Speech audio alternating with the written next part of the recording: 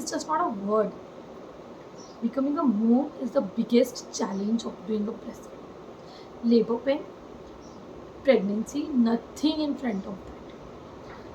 Breast feed ना मिलने की वजह से मेरे बेबी का जॉइंडिस 26 पॉइंट तक बढ़ गया था। उसकी खून बदलने का टाइम आ गया। जैसे मुझे 102 बुखार आता है, मेरी ब्रेस्ट की नर्व ब्लॉक, जो डक बोलते हैं, मिल्क डक, वो ब्लॉक हो गई।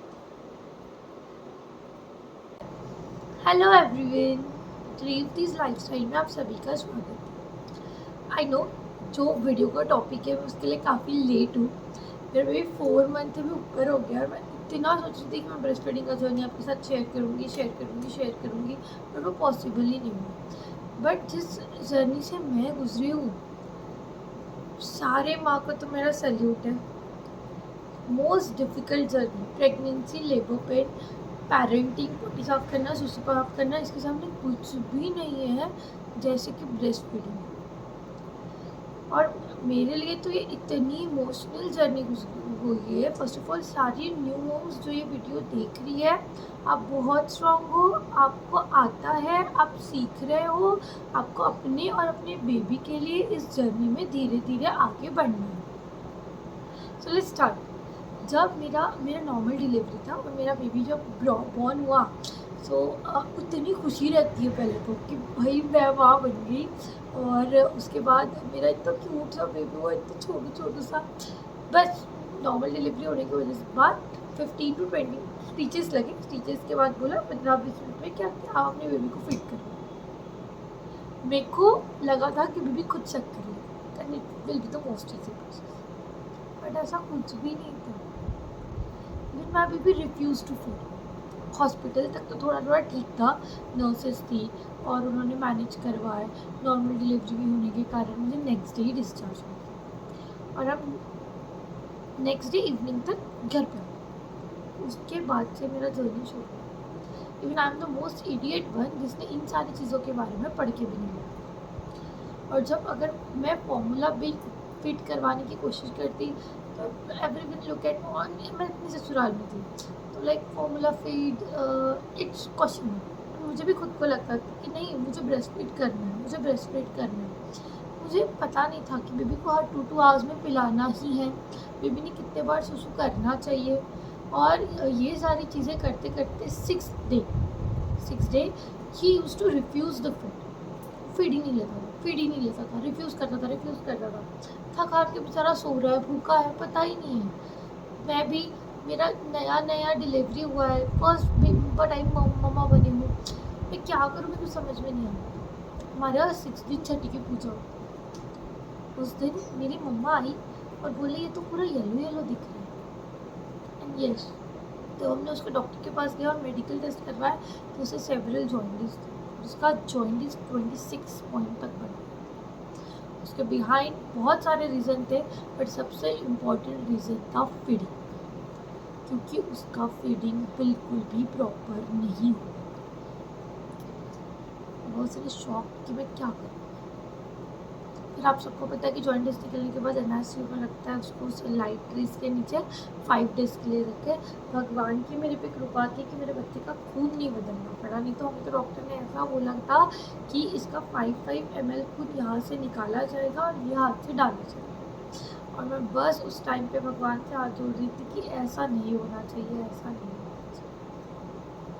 तो ब्रेस्ट फीडिंग के बारे में नॉलेज ना लेने की वजह से मेरे बच्चे की ये हालत हुई। इसीलिए आज ये वीडियो मैं आप सभी के साथ शेयर कर रही हूँ कि आपको ब्रेस्ट फीडिंग का प्रॉपर नॉलेज हो अगर आप प्रेग्नेंट हो, ठीक है, ताकि जो चीज़ें मेरे साथ हुई है वो आपके साथ हो। अगर आपको नहीं हो रहा है ना, ब्रेस्ट फीड नहीं आ रहा है, कुछ नहीं आ रहा है, बच्चे को हर 2 आवर्स में फॉर्मूला फीड करना है, उसका पेट भरना चाहिए, उसने 6 to 8 टाइम्स सुसु करना ही चाहिए। कहते हैं कि अगर जॉइंटिस में जितना ज़्यादा फीड करेगा और जितना ज़्यादा सुसु निकलेगा उतना बच्चा का जॉइंटिस बॉडी से बाहर निकालेगा। सेकेंड चीज़ थी दूध दिखाना, एज वो भी हम लोगों ने नहीं की। हम लोग का बहुत मिस्टेकन हुआ। फिर जो 5 दिन मेरे पास थे जहाँ मेरा बेटा वहाँ पे था, उस टाइम पे मैंने ब्रेस्ट फीड के जितने भी यूट्यूब पे वीडियोस थे सारे पढ़े। पोजीशन कैसी लेनी है, ब्रेस्ट मिल्क बढ़ाने के लिए क्या करना है, शतावरी पाउडर पीना है, टाइम टू टाइम खाना है, पानी में जीरा उबाल के पीना है, एवरीथिंग, पपया, लड्डू, ये सारी चीज़ें मैंने टाइम टू टाइम कंज्यूम की और अपने ब्रेस्ट मिल्क के फ्लो को बढ़ाया। मैं रोज़ ब्रेस्ट पम्प से मिल्क निकाल के मेरे बेबी के लिए 4 to 5 टाइम्स हॉस्पिटल भेजती थी और वो जल्दी से ठीक होके घर आ गया। अब घर आने के बाद एक नया जर्नी शुरू हुआ कि उसको सकिंग आता था, ठीक है, क्योंकि जैसे बोलते हैं कि बच्चा माँ के पेट में चौथे महीने से ही सकिंग करना जो है सीख जाता है। आप और मैं भी सीखे हूँ, वैसे मेरा बच्चा भी। बट बोलते ना कि पूरा ब्राउन एरिया जो होता है वो बच्चे के माउथ में जाना चाहिए। वो गया तो बच्चा प्रॉपर जो है वो मिल्क एब्सॉर्ब कर सकता है और उसका पेट भरेगा। मेरा बेबी सिर्फ निप्पल सक करता था, पर निप्पल सक करने की वजह से उसका पेट भरता ही नहीं था। आधा घंटा 1 घंटा सक किए जा रहे इतना सा बच्चा 12-13 दिन का, कैसे पॉसिबल है कि आधा घंटा सक करने के बाद भी उसका पेट नहीं भर रहा है। फिर मैंने बोला मुझे तो कुछ करना पड़ेगा, क्योंकि एक बार मेरा बच्चा ऑलरेडी हॉस्पिटल में जा चुका है। अगर मैं नेक्स्ट टाइम भी ऐसा कुछ करती हूँ तो what I am a mother, ऐसी माँ बनने से अच्छा तो मैं माँ नहीं बनती। फिर आई डिसाइडेड कि मैं कटोरी चम्मच का इस्तेमाल करूँ। मैं कटोरी से थोड़ा करके उसको पिलाऊंगी थोड़ा सा और फिर बाद में सक करूँगी, ताकि उस मुझे पता है कि भाई मेरे बच्चे के पेट में इतना तो भी दूध चाहिए। इतना मुश्किल फेस था, ऐसा लग रहा था भाई कैसी माँ है अपने बच्चे का पेट नहीं भर सकती। मैं जब भी वो दूध पीता था फीडिंग करवाती थी, भगवान से सिर्फ हाथ जोड़ी थी कि भाई प्लीज मेरे बच्चे का पेट भर। That was the situation. ऐसे चला था, कटोरी निकालती थी, स्क्वीज करती थी, ब्रेस्ट पंप से दूध पिलाती थी, फिर उसको सक करने के लिए फिरती थी। बात है 20 दिन बेबी की। मेरे को 102 फीवर। उस दिन मेरे को लगा कि मैं एसी चला रही इसलिए तो फीवर नहीं आ गया, शायद मेरे को खांसी हो रही है, मेरे को टॉन्सिल से तो फीवर नहीं आ गया। बट जब मैं डॉक्टर के पास गई तो मेरा वन साइड का जो चेस्ट था वो बहुत ज़्यादा गर्म था, ठीक है, टेम्परेचर जो था राइज हो गया था। क्यों? तो मेरे ब्रेस्ट का एक जो नर्व रहता है, वेंस रहता है, हमारे यहाँ बहुत सारे वेंस जिसमें से मिल्क निकलता है, ठीक है, एक ब्रेस्ट में पूरा ऐसा वेंस रहता है जो मिल्क स्टोर करता है और उसमें से निकलता है। एक मिल्क का जो डक था वो ब्लॉक था, इसलिए मुझे इतना ज़्यादा फीवर है। आपको पता है ये कितना ज़्यादा सीरियस हो सकता है अगर उसमें क्या बोलते हैं उसको ज़्यादा टाइम हो गया और पस वस भरना शुरू हो गया। ये मेजर था।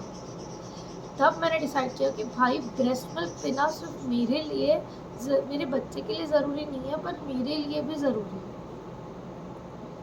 क्योंकि आपको भी पता है अपनी बॉडीज़ में इतनी सारी चेंजेस होती है, इतनी सारी चेंजेस कि ब्रेस्ट उसमें से एक सबसे इम्पोर्टेंट चेंज। तो मैं उस दिन तो मैंने वो ब्रेस्ट से उसको फीड नहीं करवाया।